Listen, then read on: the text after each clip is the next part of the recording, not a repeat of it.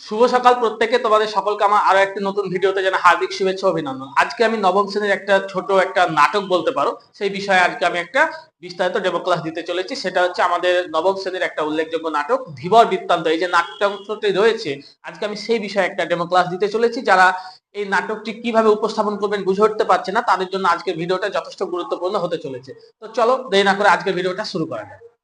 ধন্যবাদ স্যার, ধন্যবাদ ম্যাম, আমাকে আমার একটা পছন্দ মতো ডেমো ক্লাসের সুযোগ করে দেওয়ার জন্য। স্যার, আমি কি এই কক্ষটাকে আদর্শ শ্রেণী কক্ষ মনে করে পড়াতে পারি? ধন্যবাদ।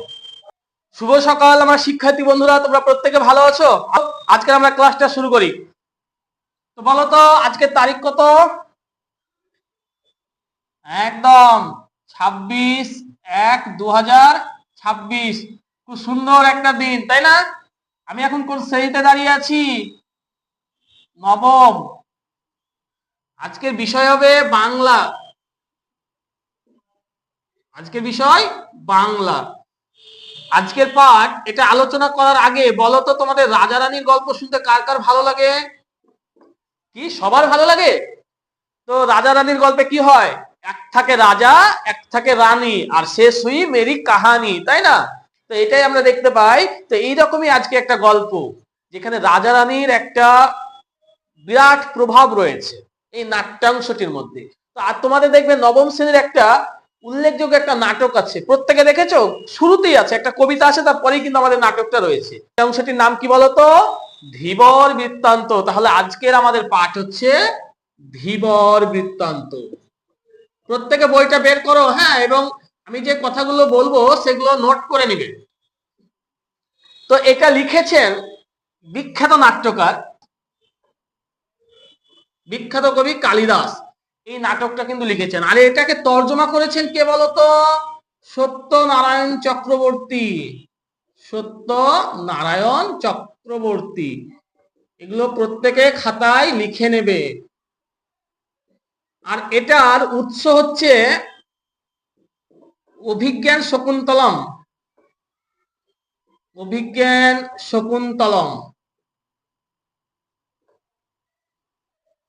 এটার ষষ্ঠ অঙ্ক থেকে এটা কিন্তু নেওয়া হয়েছে। এটা কিন্তু প্রত্যেকে একটু ব্যাকেটে লিখে নেবে, ঠিক আছে?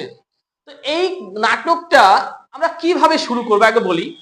এই নাটকে আমরা দেখতে পাই শকুন্তলার কথা। শকুন্তলা সম্পর্কে আগে দু একটা কথা বলে দিই, তাহলে তোমাদের বুঝতে সুবিধা হবে। শকুন্তলা হচ্ছে বিশ্বামিত্র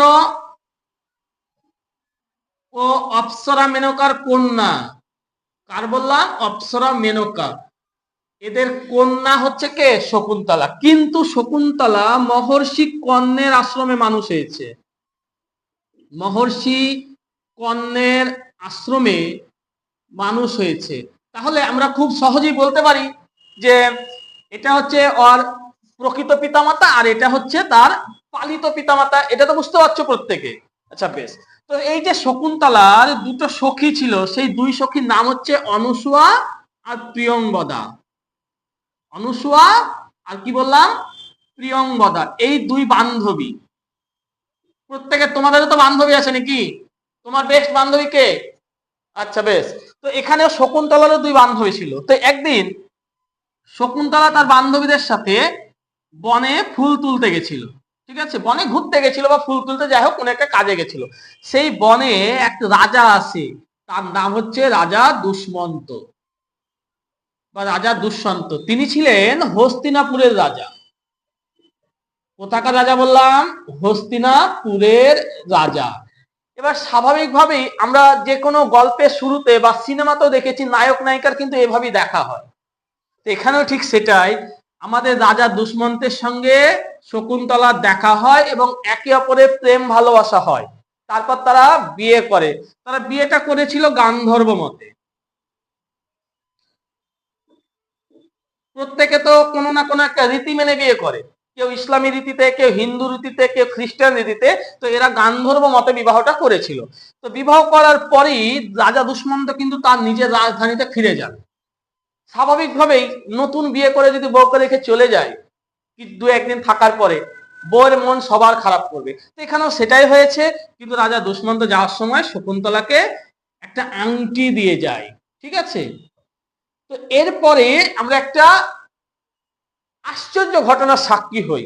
সাক্ষীটা কেন বললাম, কারণ এই শকুন্তলা একদিন তার নিজের বাড়িতে আনমনা অবস্থায় বসেছিল, আর ঠিক সেই সময়তে এই মহর্ষি কর্ণের আশ্রমে ঋষি দুর্বাসা এসেছিল।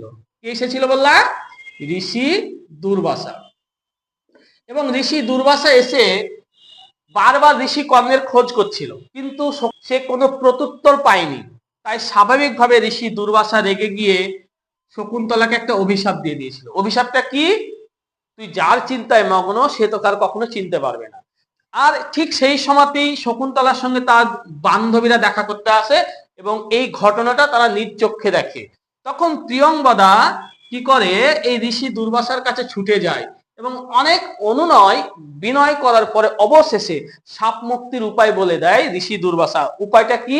যদি রাজার কোনো নিদর্শন মানে কি স্মৃতিচিহ্ন যদি দেখাতে পারে, তাহলে তার এই অভিশাপ কেটে যাবে। শকুন্তলার কাছে তার একটা আংটি ছিল, এটাই তার কাছে নিদর্শন আমরা বলতে পারি। তো স্বাভাবিকভাবে শকুন্তলা যখন ঋষি কর্ণ যখন বাড়ি ফিরে আসলো, তারপর মেয়েকে প্রতিগৃহে পাঠানোর ব্যবস্থা করলো এবং শচী তীর্থে কি করছে, স্নানের পর, শচী তীর্থে স্নানের পর শকুন্তলার ওই যে হাতের যে আংটিটা ছিল সেটা খুলে পড়ে যায়।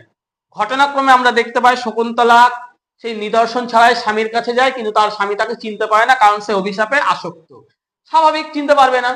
তো পরবর্তীতে আমরা ঘটনাক্রমে জানতে পারি যে সেই আংটিটা একটা রুই মাছ গিলে নিয়েছিল এবং এই রুই মাছটা পেয়েছিল একটা কে, ধীবর। এই ধীবর এর বাড়ি হচ্ছে শক্রবতার। কোথায় বললাম?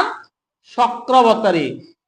এই শক্রবতারে হচ্ছে তার বাড়ি, কিন্তু ধীবরের পেশা, ধীবর মানে কি, যারা মাছ ধরে, যারা মাছ ধরে সংসার চালায়। প্রত্যেকটা মানুষের সাথে আলাদা আলাদা পেশা আছে। তোমার বাবা কোন একটা পেশার সঙ্গে যুক্ত, ওর বাবা কোনো পেশার সঙ্গে যুক্ত, ঠিক সেই রকমই ধীবর মাছ ধরে সংসার চালায়। মানে কাটার পরে কি হয়েছে বলতো, সে আংটিটা পেয়েছিল এবং ধীবর ভাবে যে এই আংটিটা বিক্রি করে সে তার সংসারটা ভালোভাবে চালাতে পারবে।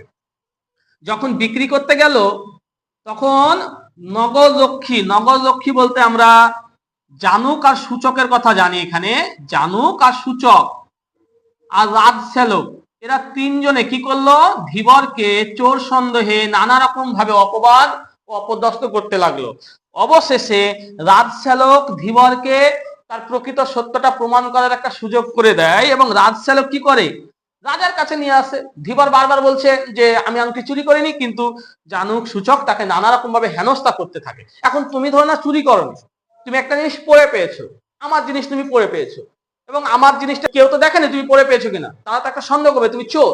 এখানে স্বাভাবিকভাবে ধীবরকে নানা রকম ভাবে চোর বলে অপমান করা হচ্ছিল।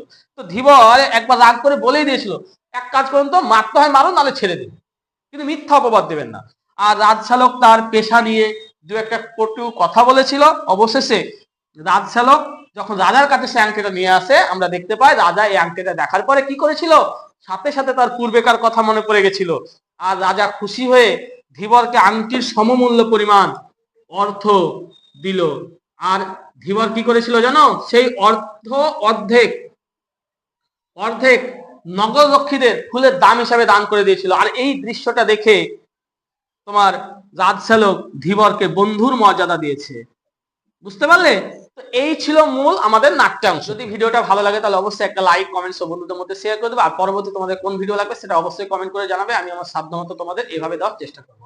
আজকের মতো এটুকুই, দেখা হচ্ছে পরবর্তী কোনো ভিডিওতে। ধন্যবাদ।